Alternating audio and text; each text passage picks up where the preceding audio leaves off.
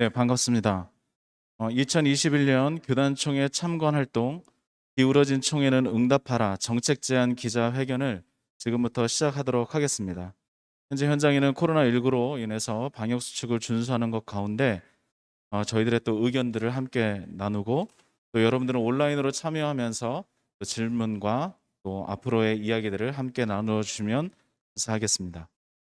교회개혁실천연대는 과거 2004년 9월 10일에 올바른 교단총회 정착을 위한 공동대책위원회를 결성했습니다.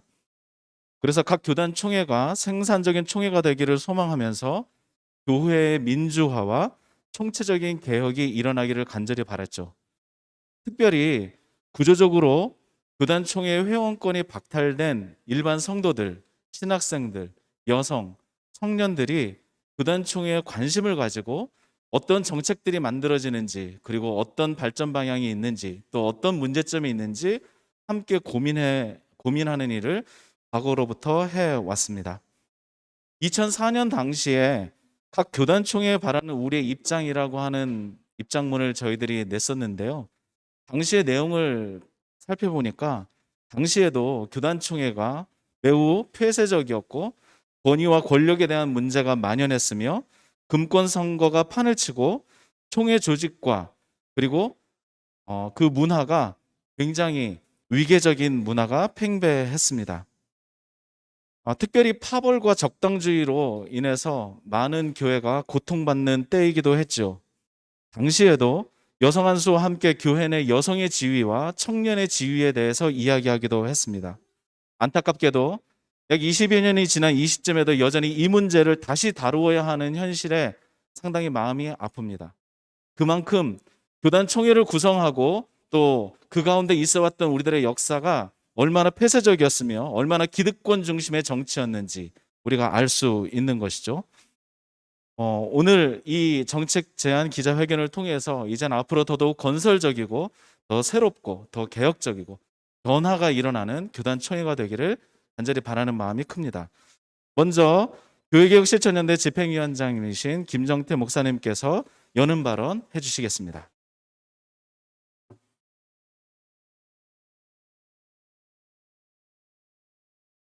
다시 총회의 계절이 돌아왔습니다.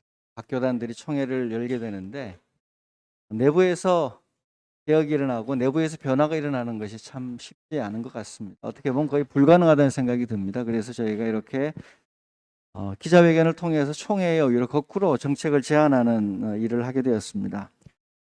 제가 최근에 가수 김광석 씨의 두 바퀴로 가는 자동차 노래를 듣다 보니까요. 그 끝에 이런 이야기가 있더라고요. 독사에게 잡혀온 땅꾼만이 긴 혀를 내두른다. 세상이 거꾸로 되었다는 거예요. 땅꾼이 독사를 잡아야 되는데 독사가 땅꾼을 잡고 있다는 겁니다. 제가 이걸 보면서 한국교회도 이런 상황이 아닌가 싶었습니다. 루터가 중세 교회를 비판하면서 바벨론의 포로가 되어버렸다. 성내전의 포로, 사제 권력의 포로가 되어버렸다 이야기를 하면서 거꾸로 교회가 탈출해야 된다라고 바벨론의 포로가 된 교회라는 책을 통해 강력하게 외쳤습니다. 이 루터의 외침, 교회가 사탄을 잡아야 되는데 사탄의 포로가 되어 있는 교회를 향한 루터의 외침은 지금도 여전히 우리에게 유효합니다. 한국교회는 성장을 바라보면서 지금까지 열심히 커지고 많아지고 영향력을 발휘하기 위해 달려왔는데 코로나가 터진 이후에 명확해졌습니다. 우리가 무엇을 위해 달려왔나? 한국교회가 달려온 내부적인 동력은 무엇이고 그 결과가 무엇인지가 분명해졌습니다. 우리는 인간의 탐욕을 이기는 십자가 대신에 욕망을 끊임없이 부추겨서 자기 확장을 끊임없이 노래하고 개인의 이익을 추구하는 뒤틀린 십자가를 가르쳐 왔던 것 같습니다. 자기 확장을 지고지순의 가치로 여기는 사이비 복음 같은 것을 올바른 십자가 복음이라고 믿고 오히려 사이비가 정통을 밀어낸 형국입니다. 이런 잘못된 기본적인 복음에 대한 이해가 한국 교계를 사로잡고 있고 이것이 특별히 교계의 권력을 잡고 있는 60대 이상의 남성들 또 목사와 장로들 이분들에 의해서 지탱 유지되고 있거든요. 거룩한 교회 한복판에서 일어나는 모든 일들은 변화하지 않는 권력, 그 권력은 반드시 타락하게 되어 있는데 거기서 시작된 것입니다. 교회가 이 소나기에서 빠져나오지 않은 채 계속 머물러 있는 이유는 한국교회 지금 우리가 알고 있는 대의 정치 자체가 파괴되어 있기 때문입니다. 총회의 대의 정치 무력화되어 있고요. 노회의 대의 정치 무력화되어 있고요. 각 교회의 당회가 또는 각 교회의 시리회가 교회의 구체적인 목소리를 담는데 대부분이 실패하고 있습니다. 그런 의미에서 우리는 종교개혁의 후이라고 이야기를 하면서 오히려 중세교회보다 더 교권적이고 중세교회보다 타락한 형국이 아닌가 생각이 듭니다. 어떻게 하면 변할 수 있을까 고민하면서 오늘 세 편의 발제물을 좋은 우리 훌륭한 발제자들께서 준비해 주셨습니다. 간단하죠. 대의정치 안에 인적 구성을 변화시켜라. 자기 부정을 통해서 기득권을 해체하라는 이야기인데 한국교회가 이걸 할 수 있을까요? 이렇게 묻는 것 자체가 사실 어리석은 일입니다. 하지 않으면 생존이 불가능하기 때문입니다. 혁신과 변화를 외치는 세상에 적응하려고 외치는 일반 기업들도 뭐 하루 이틀 만에 좋은 아이디어가 나오면 바로바로 바꿔서 적응하여 다가오는 미래를 준비하거든요. 근데 한국교회는 그러지 못했다는 겁니다. 그래서 매우 절박한 마음으로 오늘 이 기자회견과 발제를 통하여 총회에 간곡히 부탁드리는 바입니다.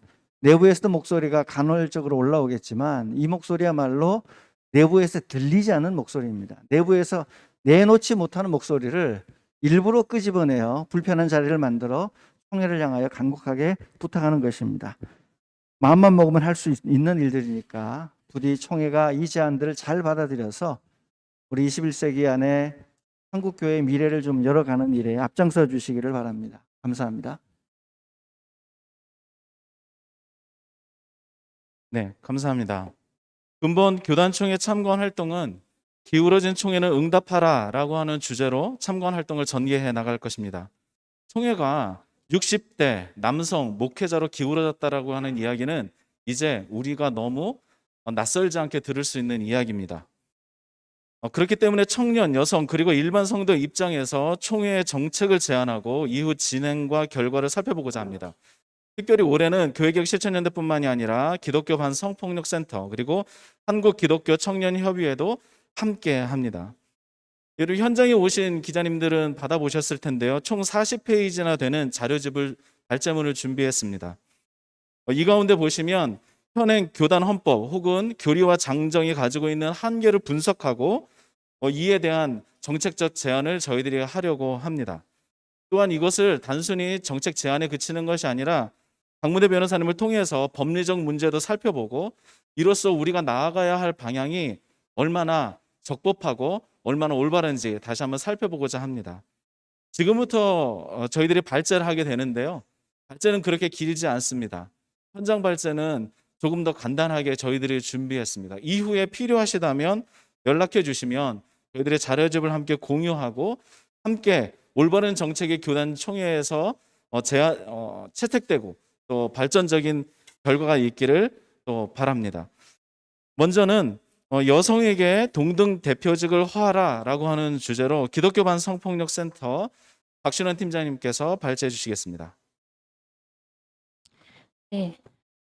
우리 사회는 젠더 불평등을 인식하고 성평등을 지향하기 위해서 다양한 노력들을 해오고 있습니다. 하지만 교회는 이런 시대적 변화에 역행하여서 여성과 청년을 배제하는 남성 중심의 기형적인 의사결정 구조를 여전히 가지고 있습니다. 지난해 합동총회는 목사 정년을 70세에서 75세로 조정해달라는 안건을 내면서도 여성의 목사 안수에 대해서는 여전히 반대하고 있습니다. 여성 안수를 시행하는 교단도 통합교단의 경우 여성 총대수를 비교해 보면 1.7%, 장과 감리회는 10% 내외로 아직 현저히 부족한 상황입니다. 이를 보건대 교단의 여성 관련 문제점의 어떤 표면적인 원인은 여성 안수뿐만 아니라 보다 근본적으로 여성에게 동등 대표직을 인정하지 않는 남녀 위계적인 교회 직분 제도 그리고 남성 중심의 의사결정 구조에 있다고 볼 수 있습니다. 여성도 남성과 똑같이 하나님의 형상을 입은 존재라고 하면서도 여성은 단지 가정이나 사적인 영역에서 현모양처로 순종녀로 침묵녀로 살아가야 할 주체성 없는 존재로 자리매김하고 대표성을 배제당한 고정된 성 역할을 강요당하고 현재 교단 내에서 여러 측면에서 여성 차별적인 문제점들을 발견할 수 있습니다. 먼저는 남녀 위계적인 직분 제도, 남성은 항존직이라고, 또 여성은 취리권이나 결정기구에 참여할 수 없는 임시직으로서 이런 위계적인 직분 제도를 부여하고 있고, 또 성차별적인 직위와 처우를 받고 있습니다. 특히 여성 안수를 반대하는 합동, 합신, 고신 교단에서는 여성은 목사와 교수가 될 수 없으며 사례비와 사역 영역에 있어서 제한당하고 임신과 출산으로 부당한 해고를 당하기도 합니다. 2000년 교회 역사 안에서 가부장적 구속사 중심의 성경 해석으로 인해서, 또 가부장적 목회 담론으로 여성의 복음적 소명과 역할은 남성에 의해서 규정되고 있으며, 신학교에서는 남성 목회를 위한 과목들이 주류를 이루고 있습니다. 또한 여전히 강단에서 여성의 정체성을 침해하며 성적으로 모멸감을 주는 성차별적 설교와 성희롱적 강의도 계속되고, 마지막으로 남성 머리론이라는 것으로 남성 머리론을 강화함으로 인해서 여성에게 접대를 받으려는 왜곡된 성문화가 교회 안에 여전히 있고, 이런 것들은 남성 목회자들이 설교권, 축도권, 성례권, 인사권 등의 막강한 권력을 가지면서 또 이것을 오용하고 남용하여서 성범죄를 저지르기 쉬운 구조를 갖게 했습니다. 또한 성범죄가 공론화되었을 때 이것을 은닉하기 좋은 메커니즘으로 작용. 한국교회 여성연합회가 20대에서 40대 교회 여성을 2012년도에 조사한 바에 따르면, 젊은 여성들이 교회를 떠나는 이유로 교회 내 불평등한 성 역할과 성차별, 소통 부재를 들었고, 교회 내 성차별을 개선하는 과제에 대한 응답으로는 여성 리더 할당제, 성역할 고정 탈피, 여성 차별과 배제 해소, 의사결정 과정의 여성 참여 보장을 제안했다는 바는 시사하는 바라고 할 수. 세계교회협의회는 1974년에 성차별을 죄악으로 고백하면서 여성 대표와 총대의 비율을 높였고, 그래서 현재는 37% 이상, 그리고 아시아교회협의회도 실제로는 40% 이상이 여성 총대로 참여하고 있습니다. 남녀가 평등한 교회가 되기 위해선 여성에게도 동등한 대표직이 부여되어야 합니다. 남성들이 독점해온 언어 권력, 의사 결정 권력을 여성과 공유해야 합니다. 이에 다음과 같이 교단의 정책 개선 방안을 제안하고자 합니다. 첫째로, 여성 대표직 참여를 위해서 여성 안수 인정과 여성 총대 할당제, 성경 해석권과 설교권을 여성에게 부여하도록, 그리고 여성의 리더십의 역량을 강화할 수 있도록 해야 합니다. 두 번째로, 신학대학교 안에서 여성 교수를 임용할 수 있게 하고 성인식 전환을 위한 다양한 신학 과목들이 개설되어야 합니다. 셋째로는 성희롱과 성폭력, 가정폭력, 이혼 저출산과 낙태 등의 젠더 이슈와 함께 젠더 정의와 생태 정의와 관련한 신학 연구를 위해서 여성 신학자들이 전문 지식과 관점을 반영될 수 있도록 해야 합니다. 또한 기존의 남성 중심의 항존직과 원로 대우의 권위적이고 위계적인 직분 제도와 선거 제도를 탈피하여 세대별 남녀 비율에 맞는 대표직 선출, 그리고 임기제, 목사 검증 시스템과 재신임 투표 등의 견제와 균형을 갖춘 유기적인 교회 직제가 필요합니다. 다섯째로, 교단 차원에서 성폭력 예방 교육과 매뉴얼 개발, 그리고 목회자와 교회 리더들을 대해서, 그리고 신학생들과 교수들에게 성윤리 교육을 의무화할 수 있도록 하는 것이 필요합니다. 여섯째로는 성폭력 문제 해결을 위한 전문 대책기구를 마련하고 성범죄 은닉 메커니즘이 작용되지 않도록 여성윤리위원장 혹은 대책기구 안에 여성이 참여할 수 있도록 되어야 하며, 피해 여성들을 지원하기 위한 다양한 대책들이 마련되어야 합니다. 일곱 번째로, 범교단 성범죄자 데이터베이스를 만들어서 성범죄 재발을 방지하고 인권과 성인지 감수성에 비추어서 교회 헌법이 개정될 수 있도록, 또한 성범죄 목사의 직분 면직 조항이 헌법에 포함되어야 합니다. 마지막으로, 젊은 여성을 위한 성경적 비전 교육과 성평등한 문화 실천을 위한 교단 차원의 적극적이고 다양한 노력이 필요합니다. 이러한 노력들을 통해서 여성에게도 동등한 대표직이, 당연한 대표직이 주어지기를 희망합니다. 네, 감사합니다. 질의응답 시간은 이후에 또 갖도록 할 테니까요. 기자님들도 준비하시면 좋겠고요. 온라인으로 시청하고 계시는 분들이 있습니다. 온라인 시청하시는 분들도 댓글로 질의를 남겨주시면 이후에 함께 또 살펴보도록 하겠습니다. 이어서 교회 공동체 청년의 자리 있습니까? 라는 제목으로 한국기독교청년협의회 하성훈 총무님께서 발제해 주시겠습니다.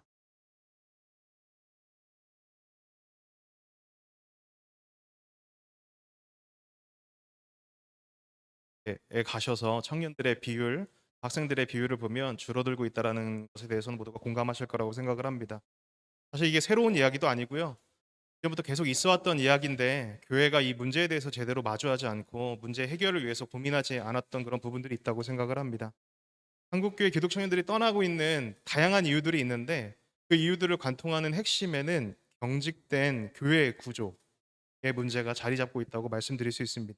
예컨대 비합리적인 일들, 잘못된 일들에 관해서 제대로 치리되지 못하는 모습을 보면서 실망을 하고요. 또 비본질적인 사안임에도 불구하고 전통이라는 이유로 변화를 거부하는 교회의 모습들, 그리고 교일이 수호라는 명목으로 행해진 교회의 배타적인 태도들, 그리고 신앙의 회의감들, 어떤 의심에 대해서 해소해주기보다는 권위로 그런 누르는 그런 모습들을 보면서 청년들이 많이 실망해서 떠난다고 하는 것입니다. 저는 이 현실을 한국교회가 엄중하게 받아들여야 된다고 생각을 합니다. 그리고 해법을 모색해야 된다고 생각을 하고요.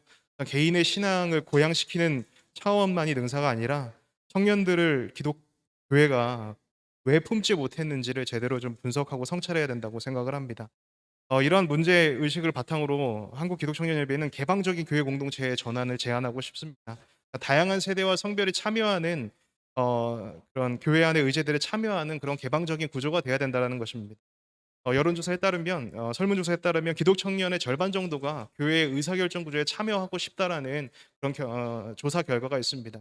그러니까 교회를 바람직하게 바꿔나가는 일들에 청년들이 참여하고 싶다라는 말인데요. 하지만 중장년층 남성들로 독점되고 있는 의사결정 구조 안에서는 교회 안에 다양한 이런 목소리들이 담아내기가 쉽지가 않다고 생각을 합니다. 그리고 교회 안에 여러 의제들과 시대적 과제들이 있는데 이것을 전체 구성원들이 공감하는 방식으로 과연 풀어낼 수 있을까 그런 질문이 듭니다. 한국교회는 반드시 개방적인 교회 공동체로의 전환이 되어야 한다고 생각을 하고요. 그리고 이것은 단순히 청년들과 여성들이 목소리만 낼 수 있는 그런 공동체가 아니라 실제로 의사결정 구조 안에서 의사를 결정할 수 있도록 결정권도 보장해주는 그런 온전히 열린 공동체가 되어야 된다고 생각을 합니다. 하지만 이러한 개방적인 교회 공동체로의 전환은 개척교회의 노력만으로는 되지 않습니다. 교단 총회가 변해야 된다고 생각을 합니다. 왜냐하면 총회는 개척교회의 운영과 조직에 대한 어떤 이상적인 모델을 제공해주고 또 정책을 수립하는 데 역할을 하기 때문입니다. 교단 총회는 개척교회가 다양한 연령과 성별의 구성원들이 함께 참여할 수 있는 열린 공동체가 될 수 있도록 개방적인 공동체가 될 수 있도록 교회 조직과 운영의 그런 모델을 제공해 줘야 된다고 생각을 하고요. 개척교회의 다양한 구성원들이 교회 안에 의사결정 구조에 참여할 수 있도록 법적인 권리를 보장해 줄 수 있도록 그런 헌법적인 그런 개정이 필요하다고 생각을 합니다.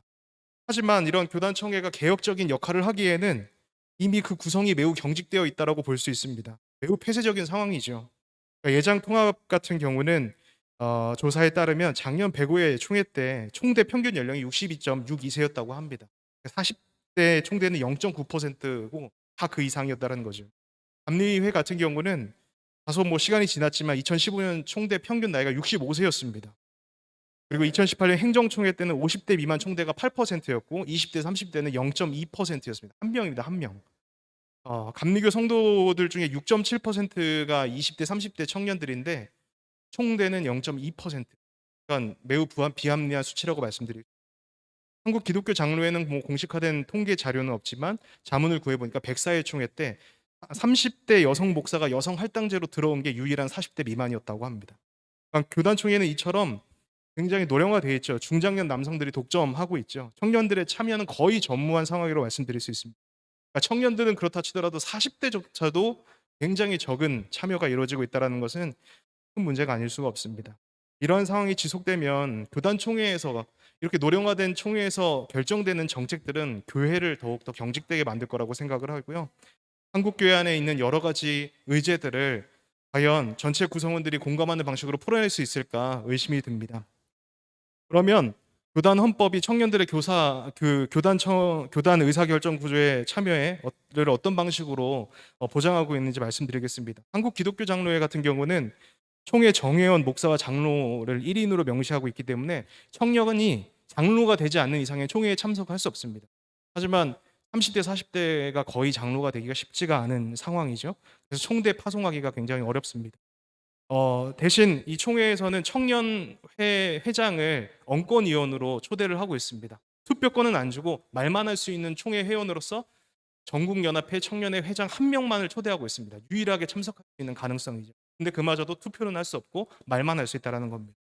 기독교 감리회 같은 경우는 비슷한데요. 지방의 연회 총회 다 이제 청년연합회 회장 한 명 정도를 초대할 수 있는, 그 한 명 정도가 참여할 수 있는 그런 걸 보장하고 있습니다.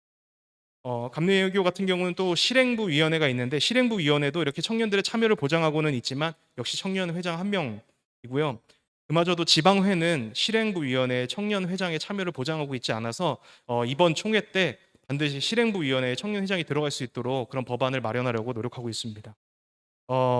예장 통합, 대한예수교 장로 예장 통합도 다른 교단과 비슷한 실정입니다. 노회 구성원들 역시 목사 아니면 장로만이 총대 대표가 될 수 있고요. 총회도 기본적으로 그런 장로만이 될 수 있는 어떤 그런 자격을 명시하고 있어서 굉장히 청년들이 참여하기 어려운 실정이고요. 청년회 정무연합회 회장도 여전히 언권위원으로만 참여할 수 있는 상황입니다. 세 개의 교단만 참여 이렇게 말씀드렸지만 사실 한국교회 다른 교단들도 비슷하거나 열악하리라고 생각이 들고요.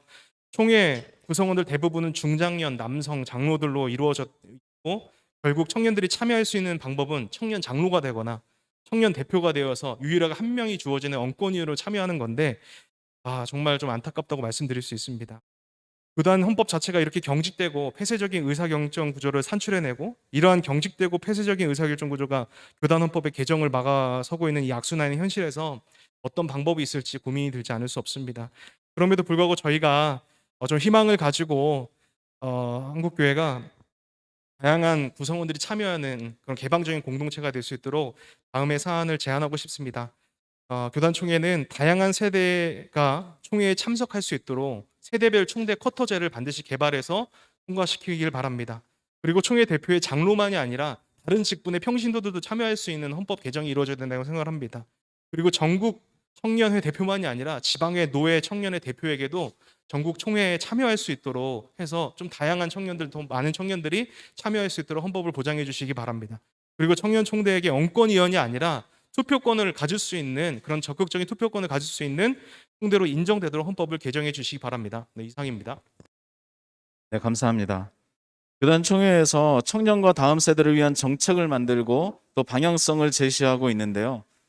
그러면서도 그들의 자리는 마련하지 않는 제도적 한계, 이에 대한 분명한 제도적 개선이 있기를 바랍니다. 이어서 교회개혁 실천연대 한주은 간사님께서 총회는 목사에게 집중된 권한을 교인에게 분산하라라는 제목으로 발제해 주시겠습니다. 교회는 한 사람의 결정이나 권한에 의해 운영될 수 없습니다. 그럼에도 한국교회의 담임 목사에게는 과도한 권한이 집중된 것이 사실입니다. 그리고 큰 이유 중 하나는 교단 헌법 또는 교리와 장정, 헌법으로 통일하겠습니다. 이 헌법의 규정이 명확하지 않기 때문입니다. 명확하지 않은 교단 헌법은 담임 목사에게 과도한 권한을 부여하고 이로 인한 교회 분쟁이 발생합니다. 따라서 본 발제는 대한예수교 장로회 고신, 통합, 합동, 한국기독교 장로회, 기독교 대한감리회를 중심으로 담임 목사의 권한을 과도하게 하는 불명확한 헌법 규정에 대해 살펴보고자 합니다. 명확하지 않은 규정으로 목사에게 권한을 집중시키는 두 가지 대표적 헌법 규정이 있습니다. 첫 번째는 교인총회에 관한 것입니다. 장로교는 공동의회, 감리교는 당회로 부릅니다. 교인총회는 세례 교인이 참석하여 교회 전반의 운영을 의결하고 중요한 사항을 공론화하고 의논하는 교회의 가장 중요한 회의체입니다. 그렇기 때문에 교단의 헌법을 보면 그 자료집 20에서 21쪽에 있습니다.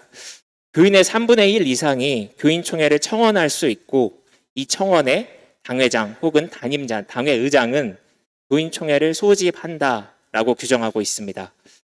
그러나 이 규정에 대한 상이한 해석 때문에 문제가 발생합니다. 당회장인 담임 목사가 교인총회를 소집한다라는 규정을 일부 목회자들이 교인이 교인총회 소집을 요청을 해도 당회장인 목사가 응할 수도 있고 반대로 거부할 수도 있다라고 일종의 권한으로 판단하기 때문입니다. 그 자료집 20쪽에 적어 놓은 것처럼 실제로 당회장인 담임 목사가 교인의 교인총회 소집 요청을 거부한 사례가 있습니다. 특히 당회장이 자신의 비도덕적이고 비윤리적인 비유에 관해서 안건으로 교인총회가 요청될 때 이 요청을 거부하곤 합니다. 비록 상회에 요청할 수 있는 방법이 있지만 상회 역시 이 요청을 받아들이지 않는다면 교회 헌법으로는 교인총회를 열 수 있는 방법이 없습니다.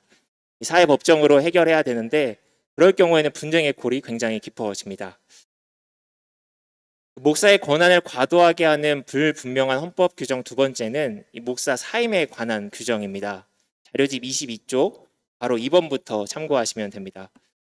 본 발제는 목사 사임에 관한 불명확한 헌법 규정을 두 가지로 좀 더 세분화하여 살펴보았습니다. 첫 번째는 비도덕적이고 비윤리적인 목사에 대해 다수의 교인들이 해임을 결의해도 최종 결정은 상회가 한다는 규정입니다. 즉, 목사의 해임은 상회의 권한이라는 것입니다. 따라서 상회에서 교인의 결의를 받아들이지 않는다면 자료집 22쪽에 구체적 사례에 서술한 것처럼 개최 교회 교인들의 의사와 상관없이 목사는 여전히 그 교회의 담임직을 유지하게 됩니다. 두 번째는 범죄를 저질러 사회법정에서 실형을 선고받은 목사에게 어떤 징계를 내려야 하는지 명확한 헌법 규정이 없다는 사실입니다. 사회법을 보면은 엄격한 도덕적 기준을 요구하는 국회의원이나 공무원은 그 직에 대한 상실을 명확하게 규정하고 있습니다. 하지만 목사는 국회의원이나 공무원보다 더 엄격한 도덕적 기준과 준법을 요구함에도 불구하고 이 면직 규정이 분명하지 않습니다. 때문에 실형의 선고를 받고도 사회법정에서 실형의 선고를 받고도 여전히 목사직을 유지하는 일이 발생합니다. 이렇게 교인총회 소집과 관련한 규정, 목사의 사임과 관련한 헌법 규정에 분명하지 않음이 목사의 잘못에 대한 책임을 물을 수 없게 하고 오히려 목사의 권한이 과해집니다. 본 단체는 이런 헌법 규정의 한계점에 대해서 다음과 같은 대안을 교단에 제시하고자 합니다. 자료집 27쪽부터 참고하시면 됩니다. 교인총회 소집에 관한 규정에 대해서는 교인의 3분의 1 이상이 교인총회를 요청하면 당연히 이 요청을 결의하고 당회장이 교인총회를 당연히 열 수 있게 하는 규정을 교단은 마련해야 합니다. 헌법 개정 전이라도 백체교회 정관을 통해 교인총회 청원에 대한 당회장의 거부권이 없음을 정확하게 명시하기를 요청드립니다. 목사의 해임 규정에 대해서는 다음과 같이 교단에 요청드립니다.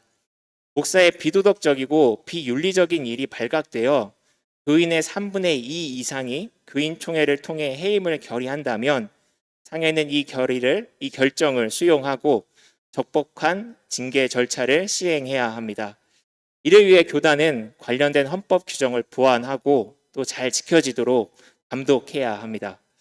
또한 목사가 교회 업무 혹은 성범죄 이로 인해 사회법정에서 벌금형을 받거나 일반 형사사건으로 금고 이상의 형을 받을 시 목사의 사직에 대한 징계 절차와 그 후 사면에 대한 절차를 마련할 것을 교단에 요청드립니다.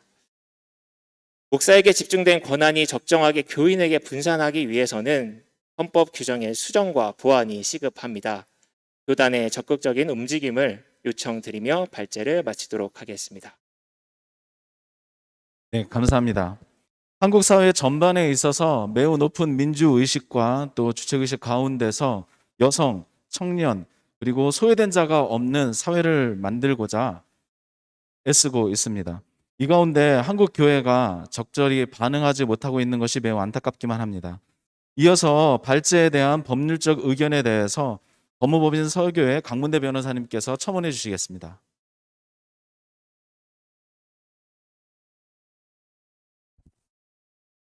예, 다들 훌륭한 발제를 해서 제가 특별히 어떤 의견을 덧붙이는 게 불필요해 보이기는 합니다만 그래도 조금 다른 관점에서 또 접근할 여지가 없는지 한번 살펴보도록 하겠습니다.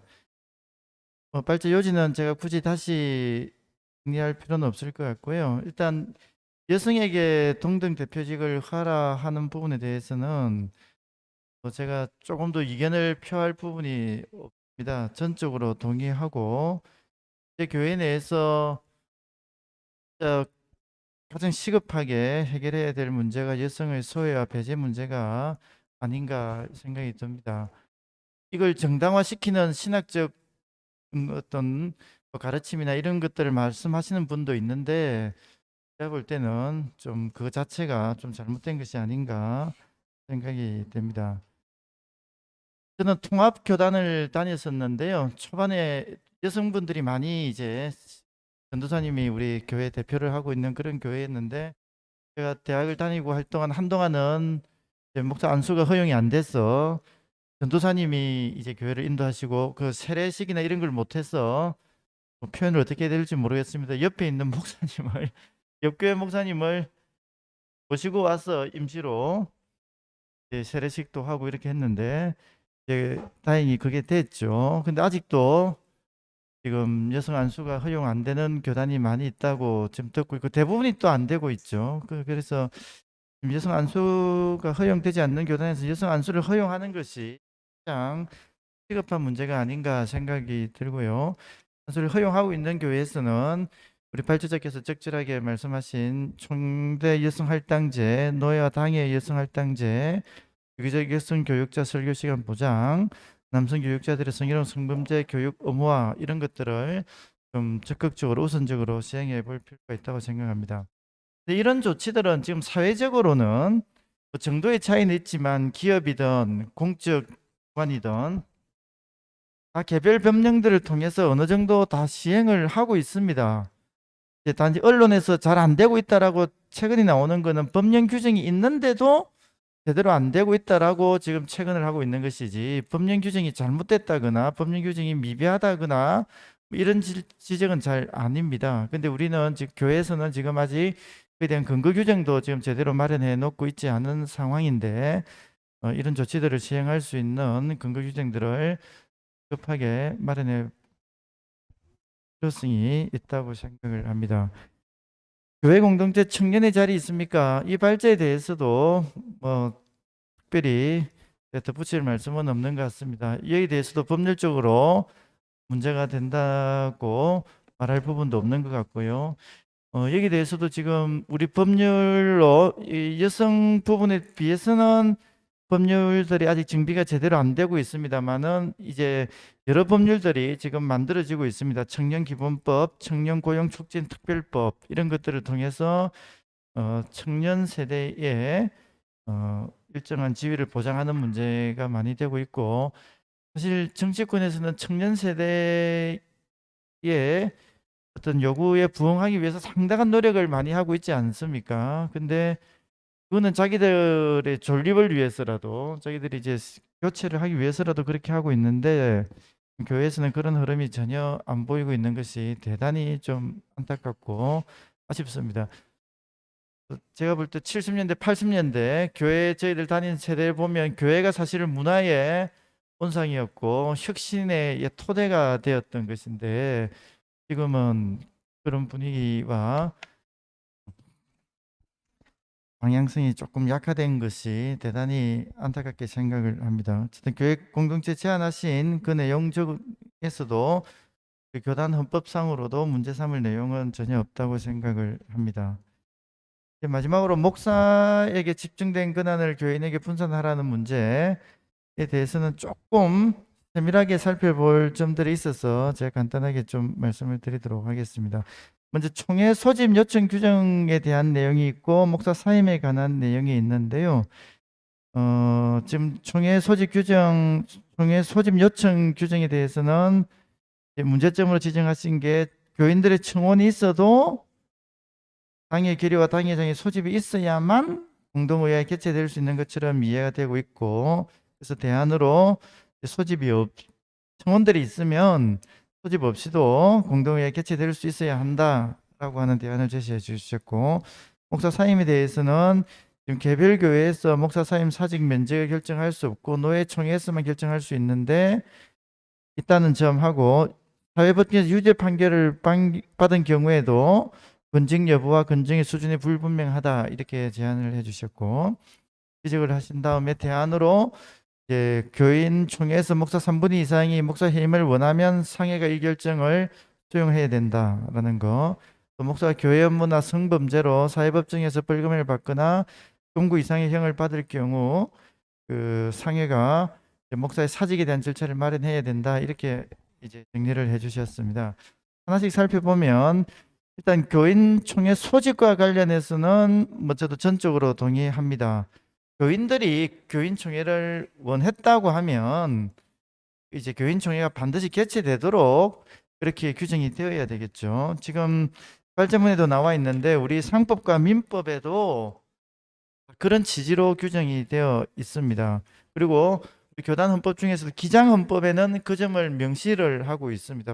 보통 때는 당의 결의와 당회장이 소집을 하지만 교인들의 청원이 있는 경우에는 그런 절차 없이 예외로 해서 바로 이제 무조건 되도록 이렇게 되어 있는데 근데 지금 우리 교단 헌법이 그렇게 안 해도 되는 것처럼 규정이 되어 있지만 만약에 그렇게 안 하면 법원에 가면 임시총회 소집 허가 신청이라는 절차가 있습니다. 이거는 민법에 적용을 받는데 민법상으로는 일정 수의 그 구성원들이 요구를 하면 무조건 공동의 그 총회를 소집을 하게 해야만 하고 소집을 안 하면 그 요청한 사람 중에 한 명이 대표가 돼서 별도로 소집을 하면 되게 돼 있습니다. 그러니까 피해갈 방법이 지금 없는 상황입니다. 이런 상황이라면 굳이 그 헌법에 논란이 되는 조항을 남겨둘 것이 아니라 기장 헌법처럼 명시적으로 그런 경우에 공동회의를 소집할 수 있도록 해서 공동회의에서 여러 가지 논의를 하는 것이 맞지 않는가 이런 생각이 듭니다. 목사 사임과 관련해서는 먼저 교회 내에서 목사 사임 사직 면직을 결정할 수 있다라고 하게 하자는 점에 대해서 보면 기본적으로 저는 동의를 합니다. 그러나 이제 사임은 뭐 교회 내에서 재임 여부를 결정하는 것은 교회 내에서 결정을 하는 게 맞을 거고 목사 직계 자체에 대한 것 사직이나 또 권징 재판으로 인정되고 있는 면직은 지금 목사의 면직은 노회에서 결정하도록 되어 있지 않습니까? 그거는 그대로 둬도 크게 문제는 없지 않겠나 이런 생각이 듭니다. 지금 현재 목사님 모시고 올 때도 노회 결정과 또 목사의 교회 개별 교회에서는 청빙 의결을 하는데 청빙 의결에 대응하는 것은 그 사임 의결, 해임 의결이 맞지 않겠나 싶고 나머지 것들은 현재와 같이 해도 문제는 없다고 생각을 합니다. 다만 이제 교회 내에서 목사님에 대해서 사임이나 해임을 결정하는 것이 가능한가 하는 부분인데 지금 우리 모든 교단 헌법에 이제 보면 결의는 할 수 있게 돼 있는데 이제 노예에 마치 건의를 하는 것처럼 그럼 건의를 받은 노예가 할 수도 있고 안 할 수도 있는 것처럼 되어 있는데 모르겠습니다. 옛날에 이 조항을 만드신 분들은 하는 걸 전제로 다만 노예에 약간의 재량을 두기 위해서 표현상으로 그렇게 해놓은 건지 아니면 진짜 노예가 교인들이 원치 않는데도 이렇게 좌지우지 하겠다라고 해서 이렇게 규정을 해놓으신지는 모르겠지만 지금 현재 실질적으로는 결의를 해도 노예가 거부를 하면 안 되게 되어 있습니다. 근데 청빙을 할 때 노예가 어떤 목사님을 개별교회에 보내고 싶어도 청빙 결의가 없으면 보낼 수가 없거든요. 그에 마찬가지로 그걸 뒤집어서 하면 해임을 교회에서 결의했다면 노예가 그에 구속되는 것이 맞지 않겠나 생각이 들고요.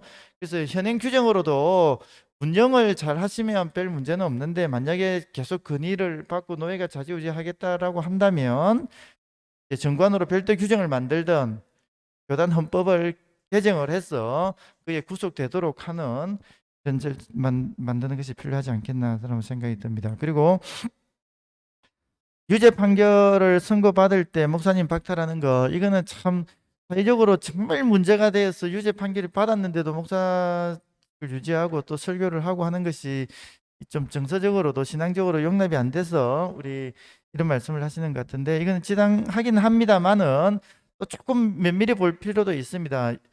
또 그러니까 교회적으로는 또 정당한 일이고 또 사회적으로 옛날 또 반정부 투쟁이나 이런 과정 속에서 양심적인 활동을 하셨는데 이제 징역형을 선고받거나 이런 문제도 있거든요. 그래서 교회의 약간의 자율성과 독립성을 좀 보장해 줄 필요도 있다라는 생각이 듭니다. 그리고 공무원이나 국회의원들처럼 요건을 명시적으로 해놓으면 개별적 구체적 상황을 따질 여지가 없어져 버리는, 그리고 또 옛날부터 중세 때부터 교회 재판과 사회 재판은 약간 또 구분을 해왔던 전통이 있지 않습니까? 교회가 무조건 종속될 수는 없기 때문에. 그래서 일정 요건의 제외에 대해서는 권징 재판에 회부하도록 하는 의무 규정을 두되 권징 재판에서 그 타당성들을 따져서 징계 수준을 정하도록 하는, 이것이 합리적이지 않은 게다 싶은데, 다만 그렇게 하는 것에 대해서 우리가 조금 불안해하는 것은 권징 재판이 이제 민주적으로 안 돼 왔던 경험들 때문에 그런 것인데, 그것은 교회 내에 이제 과제로 남는 것이고, 제도적으로 또 규정상으로는 권징 재판에서 판단을 하도록 하는 것이 맞지 않겠나 하는 그런 생각입니다. 근데 원칙적으로는 사회적으로 문제가 되고 하면 이제 우리 헌법상에 마련되어 있는 자의 사임이나 또 노예에서 직무 배제를 할 수 있는 그런 규정들이 있습니다. 일단은 그 직무에서 배제를 한 상태에서 또 다른 재판 절차를 갈 수도 있기 때문에 이렇게 해도 크게 무리는 아니지 않는가 하는 정도의 생각입니다. 네, 이상입니다. 예. 네, 감사합니다. 저희는 근본 만들어진 발제문, 즉 현재 가지고 있는 교단 헌법과 교리와 장정의 한계를 분석한 이 내용들을 각 교단으로 보낼 것입니다. 그리고 이후에 근본 교단 총회에서 또 어떤 결정들과 또 어떤 개선점들이 또 어떤 변화가 있는지를 다시 확인하고 또 여러분들에게 발표해 드리도록 하겠습니다. 작년에는 온라인 총회가 있었습니다. 온라인 총회가 진행되면서 진행본부에 앉아있는 소수의 의견만이 개진되고 또 가부가 결정되는 일들 때문에 문제들이 많았습니다. 일부 지방에 있는 총대들이 들러리에 불과하다는 결론도 받아들었습니다. 또한 총회가 공정한 절차와 토론 혹은 적법한 결과를 내기 위한 결정들보다는 다뤄야 할 쟁점은 많고 의사소통은 한계가 있고 결국은 총회 임원회가 모든 것을 위임받는 절차가 반복되었죠. 몇 사람이 교단의 큰 정책적 변화를 맡겼다라고 하는 것은 매우 위험한 일이었습니다. 과연 올해는 또 어떻게 될지 잘 지켜봐야 할 것 같습니다. 교단 헌법을 무시하는 결정들은 없는지, 기득권을 가진 자들이 헌법을 개정해서라도 자신들의 권력을 유지하려고 하는 것은 아닌지 우리 모두 함께 지켜보면 좋겠습니다. 마지막으로 저희들의 마음을 담은 제안문 기울어진 총회는 응답하라 라고 하는 내용을 기독교 방송통일센터 박신원 팀장님께서 낭독해 주시고 질의응답 시간 갖도록 하겠습니다. 기울어진 총회는 응답하라.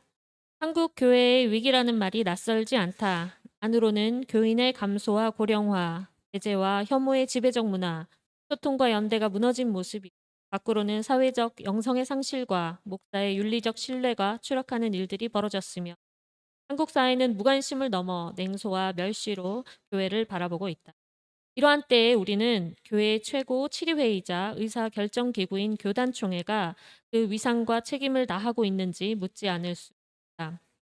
공공연하게 거론되는 60대 남성 목회자 중심의 교단총회가 다양한 요구와 의견을 수렴하여 성경과 올바른 법정신으로 정책을 수립할 수 있을지 의문이다.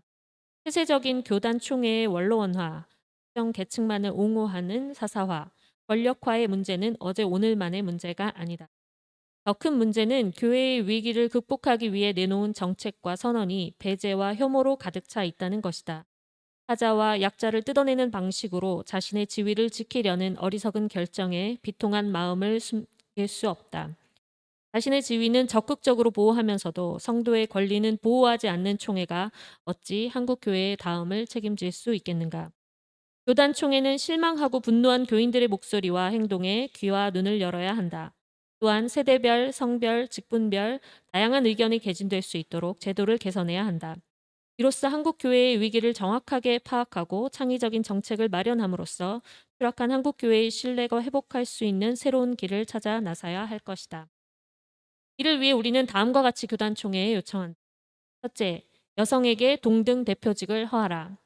동등 대표직이란 지금까지 남성이 독점해온 언어 권력과 의사 결정 권력을 여성과 공유해야 한다는 것이다. 이는 자유와 평등의 하나님 나라 원리를 실현하는 것이며 상호 존중과 호혜의 시작이다. 남성과 여성 모두 하나님의 형상을 입은 존재로서의 위엄과 고유성이 지켜져야 하며 이에 대한 어떤 위계와 차별이 없어야 할 것이다. 둘째, 청년에게 교회와 교단의 의사결정의 권한을 부여하라. 교단총회뿐만 아니라 개 교회에서도 경직되고 폐쇄적인 의사결정 구조로 인해 소리조차 낼 수 없는 청년에게 자리를 마련하고 그들의 소리를 경청해야 한다. 경륜을 가장한 배타적이며 고압적인 태도가 아니라 청년 스스로 정책을 수립하고 결정하며 책임감을 가지고 미래 사업의 주체가 되도록 격려해야 한다. 셋째, 목사에게 집중된 권한을 교인에게 분산하라. 교회 구조 가운데서 발생한 권한이 특정 계층을 보호하기 위해서 사용되는 현실에 마음이 무겁다. 수권층이 획득한 권한의 지속성을 위해 정당한 논의조차 금지하고 변화와 개혁을 시도조차 못하게 하는 불이한 일이 벌어지고 있으며 성도로부터 부여받은 권한이 목사의 비윤리적인 행태를 은폐하고 옹호하는 수단으로 사용되는 현실에 참담한 마음을 할 수 없다. 2021년 각 교단총회는 이와 같은 우리의 요청이 성실히 응답하는 선언과 그에 따르는 행동이 있기를 기대한다. 앞으로도 우리는 교단총회가 종합적인 전환을 맞이하도록 연대하며 소리칠 것이다. 교회개혁 실천연대 기독교반 성폭력센터 한국기독교청년협의회. 네, 감사합니다. 이어서 현장에 계신 분들이나 혹은 온라인으로 참여하시는 분들 혹시 질문 있으시면 간단하게 질의응답하고 마치도록 하겠습니다. 혹시 질문이 있으실까요? 네. 마이크를 좀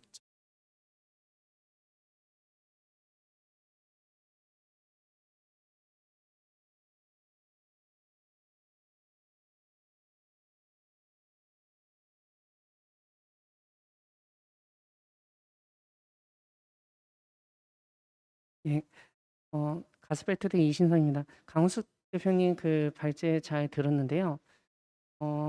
이 대안으로 제시하신 게 여성 안수 할당제 제일 첫 번째인데 강 변호사님 말씀하신 것처럼 이제 지금 안수가 시행되고 또 여성 할당제, 총대 할당제도 시행되는 교단이 있죠. 근데 실제적으로 그게 이제 제대로 진행이 안 되는 문제가 더 크다고 이제 보거든요. 그거에 대한 대안은 어떻게 제시할지 말씀해 주시면 감사하겠습니다.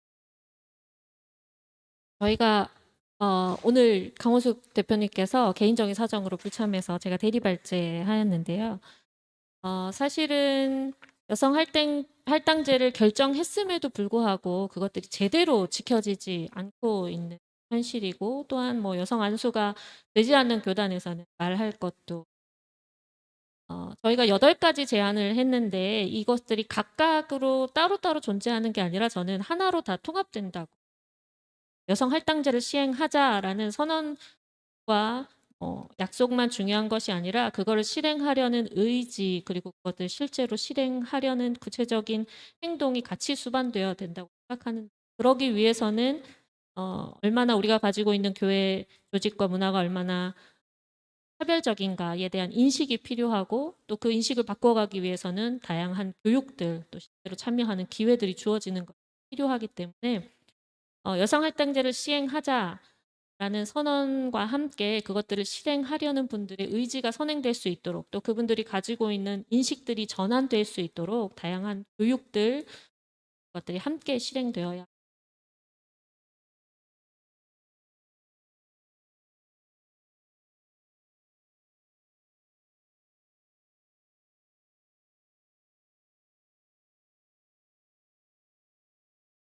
예, 다른 질문 없으면 여기에서 마치도록 하겠습니다. 여러분 제도적 변화가 먼저이냐 문화적 변화가 먼저이냐라고 하는 것이 굉장히 좀 어려운 질문인 것 같습니다. 그러나 매년 열리는 교단 총회가 정책을 만들고 앞으로 나아갈 방향을 설정하는 것에 있다면 교단 총회부터 먼저 바른 제도, 또 바른 정책들, 또 바른 방향들을 제시할 수 있어야 한다고 생각합니다. 이를 통해서 한국 교회가 조금 더 전향적으로 변해가는 그런 일들이 있기를 바랍니다. 이것으로써 2021년 교단총회 참관 활동 기울어진 총회는 응답하라 정책 제안 기자회견을 마치도록 하겠습니다. 함께 해주신 기자분들 또 온라인으로 시청해주신 여러분들 모두 감사드립니다. 이후에 또 결과 발표 기자회견으로 또 여러분들 또 다시 한번 만날 수 있도록 하겠습니다. 감사합니다.